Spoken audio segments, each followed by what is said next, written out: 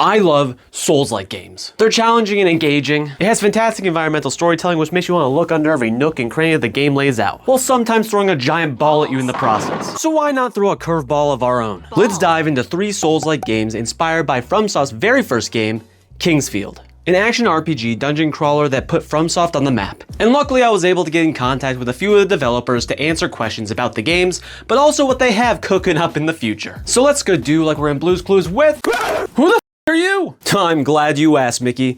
Hi, I'm Barely Stable, here to provide you with comfy and premium clothing thanks to our partner today, Into the AM. Elden Ring Nightreign is right around the corner, but Into the AM's Memorial Day sale is happening right now. Up to 70% off site-wide sale. I'm very simple when it comes to my clothing, so I ordered their 3-pack of branded active tees. But there's a wide variety of clothing to choose from. Basic tees, graphic tees, polos, button-downs, even stretchy pants. And all products are great for summertime fun, whether you're outside being active, or inside gaming. Into the AM has you covered. Along with the site-wide sale, if you use my code SWAG10 at intotheam.com or click the link in the description, you'll receive an extra 10% off all orders. That's so sick, Barely Stable. Oh, thanks, Mickey. I'm glad you really enjoyed. Get out. Yeah, okay, yeah. On to the show, here we go.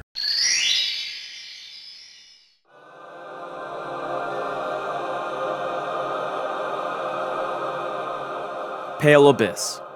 This game puts an interesting twist on the idea of a character's alignment. Rather than being some type of moral system like we've seen from Fallout or Fable, Pale Abyss creates this interesting shift between abyssal and occult. Doing abyssal or occult damage through melee or magic is either reduced or amplified depending on the creature you're attacking, along with increasing the damage more as long as your alignment shifts to that appropriate one. This can shift depending on the magic you use, but also specific items grant you alignment shifts. Coral clusters move you more towards abyssal, while bloodstone crystals move you towards occult. If you max out the alignment bar to one alignment, your health slowly reduces while being supercharged to deal more damage towards the opposite faction. Abyssal having these aggressive crustacean-like creatures, while skeletons and bonemen follow the occult. There's already a ton coming from this very simple concept. The world also changes with your personal alignment, so if you're 75% full on occult, you'll open walls or secrets you normally wouldn't be able to, and the same goes for if you were abyssal based. There's also altars that you can rest at, much like a bonfire or grace,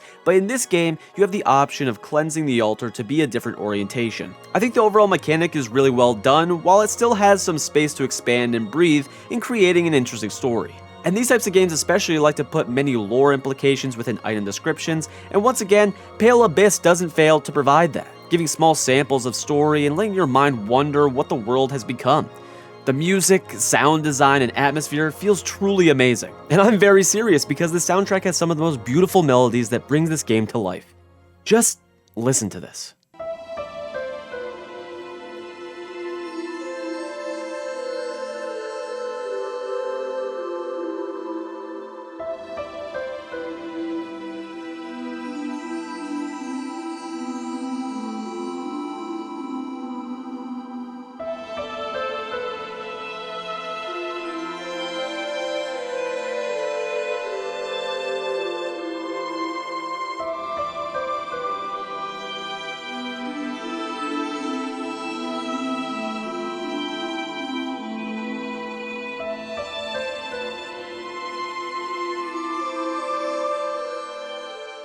I think the combat mechanics and exploration are solid for what's been given, while the map design could use some polishing here and there. At the same time, this is an incredibly well put together game, especially when you find out that Permanent Crab Studios, the indie developers behind Pale Abyss, consists of 3 students who did this as a school project and took them about 6 months to create.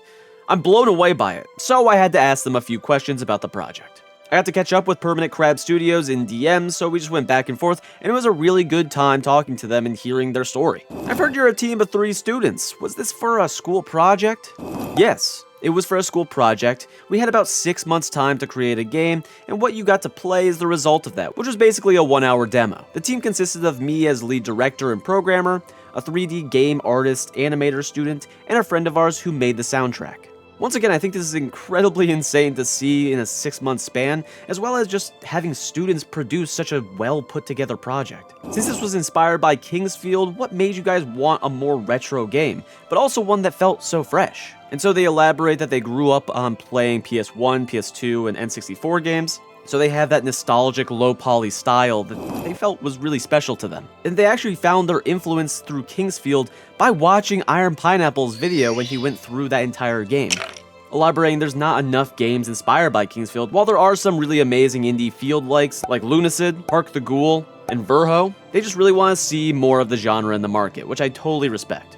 I thought giving a twist with the abyss and alignment was such a cool idea. Could you just speak on where all of those ideas came from and the brainstorm that went into it? They go on to say, honestly just played a lot of Soulslikes and took mental notes of what kind of stuff I liked and disliked about their unique mechanics. The best thing about making your own game is that instead of just wishing, oh I wish this game had something like so-and-so, you kind of just do it yourself. And they explain this outward influence came from many different games, some being like Bloodborne and Demon Souls for their insight and world tendency mechanics. Also explaining that they want to change a little bit more and add more features to the game, but they can't really say it just now because it would be spoilers. Noticing that it's a 1-hour demo that I played, and also explaining that it's a 1-hour demo on the Steam store, do you plan on fully fleshing out Pale Abyss and finishing the game, or is this more a one-time project? They go on to say we weren't entirely sure at first whether or not people would actually like it, so we just made the project as is for now and hope to work on it in the future, but because the reception has been so amazing, the maybe keep working on it turned into a definitely, which is really great to hear. And mainly the only thing that's setting this team back is that they're still all students continuing their studies, but they all want to keep the project alive and make a full game when they have more time, which I think is a great idea moving forward. Really great person to talk to and have a conversation with. Something I wasn't expecting was that they knew of my channel too. They had watched the Elden Ring Carriage video way back. I think it's so crazy how tightly knit the Fromsoft and Souls-like community is, but just one of those small world moments, and really appreciate them taking the time to answer questions. So hopefully in the future we can see more of Pale Abyss, or if they decide to venture into a new game, I'm sure whatever they produce will be fantastic. Next we have FlyKnight. This is truly one of my favorite games to come out this year. Let me explain why. FlyKnight gives the perfect amount of old-timey charm while feeling very put together in every aspect. From the environment you're thrown into, to the challenging enemies and bosses, to a multitude of different ways to play given the excess rewards you receive, including weapons, armor, magic catalysts, rings, even special fish you can consume. I love fishing, and this game provides it on a silver platter. Literally, because the fish are based off fruits and vegetables, and what the fuck do flies love to eat? Well, shit. But also fruits and vegetables, man. There's customization of your character at the beginning to make you immediately feel immersed. A combat system not fully resembling Dead Space, but features similar mechanics of limb destruction to kill a wide variety of enemies like pillbugs and wasps. There are fucking so many weapons in this game that I tried as many as I could in the 4-hour game that was provided. So many unique ones like a swordfish that you can catch and then use, to balls for fists. FlyKnight also features multiple boss fights sprinkled throughout the game, and definitely has some difficult sections if you're not well equipped, but you'll very rarely get stuck on a section, quickly learn what the game is throwing at you, and overcome the challenge. The story and just game in general didn't overstay its welcome. It gives everything so much time to breathe while also caring about what's going on. The many different NPCs have a likable nature to them, and I can't tell what the developer did, but for some reason they all feel so comforting and just refreshing to talk to. What this game does the overall best at, in my opinion, is its level design. Dungeon crawlers need that exploration while also being able to give the player a sense of control and direction. FlyKnight does an excellent job of still having rewarding exploration, but never making you feel like you're lost or don't know where to go next, and I really appreciate that in this game. Controls are well put together, it's basically like an extension of your own body, so it's incredibly fluent, while visually having that nostalgic retro style. Of course it has refillable flasks, a comforting bonfire, while actually not having any type of leveling system. Your build is solely based off of the equipment you find along the way, and this easily changes the feel of your character. Heavy armor and a big weapon, you're gonna feel slow while pumping big hits. Light armor and some daggers, yeah, you're moving at the speed of sound, just don't take a hit along the way. Not only that, but the weapons show their attack patterns in the menu, so you're able to get an idea before swinging in combat. It's actually really informative, and I do appreciate that about this game. It's that little touch of handholding that I can appreciate because I'm a baby. Just like the Pale Abyss developers, I was able to catch up with FlyKnight's creator, Wababoy, to ask him some questions. What made you want to start developing games? And how many people worked on FlyKnight? Wababoy explains that he got a taste of game making at school and really enjoyed fiddling with the engines. getting really interested in 3D art design and being able to do little bits of coding here and there, later wanting to make his dream game, which actually didn't appear to be FlyKnight. It was a different game that we hadn't really talked about. But he made FlyKnight with the help of his 3 friends. Mitchie did all the music, Square just about all the 3D models present in the game, and then York wrote the dialogue and the story and acted as a producer to keep Wababoy in check and focused. Every other aspect of the game was made by Wababoy: the programming, gameplay, level design, sound effects, set dressing, everything else. Wababoy explaining that this game was made in 6 months of full-time work on his end, and if you add it to the Game Jam version it started as, it totaled to about 7 months. He mentioned that it started as a game jam because around that time he had played Shadow Tower Abyss, which is a little bit similar to Kingsfield 4, and was really impressed by it. Him and his friends decided to do this 2-week-long game jam competition, which the general theme was bugs. And since Tower Abyss has a dismembering system going on, he thought that it was fitting for a game featuring bug characters, so he grabbed some assets and started working on it while collaborating with an artist and musician. And it's really interesting how these conversations with Permanent Crab Studios and Wababoy have similar themes of recently playing Kingsfield or Shadow Tower Abyss, which then translates to making an incredible game inspired by those works. And what comes out is pure passion and respect for those games that have come before it.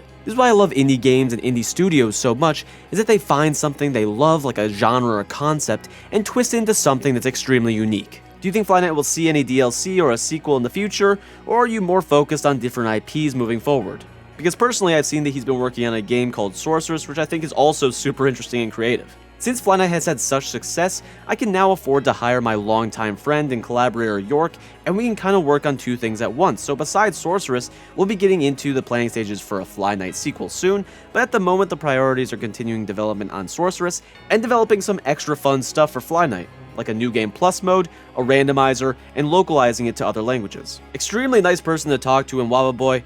But if all of what you've seen and heard doesn't convince you to give this game a shot, it has seamless multiplayer, meaning you can go through the entire game with 1, 2, or even 3 of your friends. This seems too good to be true. It's gotta be like $30, right? Wrong! It's $6 at the time of this recording, so if you enjoy dungeon crawlers or Soulslikes and want that first-person view with crispy bacon-like gameplay, go out and get your fly on. On to our final game, Lunacid. Compared to the other games on this list, this Kingsfield-like game really wants you to retrace your steps and find every little crazy secret the developer carefully planted. There's so many secret doors, items, weapons, and very detailed quirks about this game that made me enjoy it so fondly. You start off the game disposed of into this well to rot like all the other corpses, but of course you're special and aren't about that rotted life. The journey makes you feel aimless until you stumble upon Demi, who brings you to your central hub called Wing's Rest. Here you have a variety of actions to go through, from buying potions, weapons, creating potions from alchemy recipes, upgrading weapons with the oil pools, and hearing further lore from Clive, the local skeleton. It's a very charming start to a very learn-as-you-go game, and what I mean by that is Lunacid does not tell you a whole lot about the game, how to do things, or where to go next. It's a free-form game and brings that Kingsfield, Shadow Tower Abyss, Dark Souls way of play. Within the first 2 hours, you can find yourself traveling to mid or even late game areas without even realizing it. But like I said before, the game really wants you to backtrack to previous areas to find secrets and passageways to explore newer areas. Similar in a way to the Metroidvania style, so you'll need a key every once in a while, or specific element that your weapon applies to progress. The weapons and magic in this game are very detailed and fun to figure out with different interactions. You can feel the amount of resistance an enemy has towards your attacks, and the one thing that I really enjoy about this game is weapons don't upgrade from materials and going to a blacksmith. You have to use that weapon more and more to gain XP so that your character becomes familiar with it, making it so you unlock the weapon's true potential. An example of this, and of course spoilers, is when I found the broken hilt sword, there was an XP bar attached to it. Not all weapons have that XP bar, some are just good and non-upgradable. So I decided to see what that turns into. Does it just go from rusted to iron, kind of similar to how my torch went from torch to iron torch?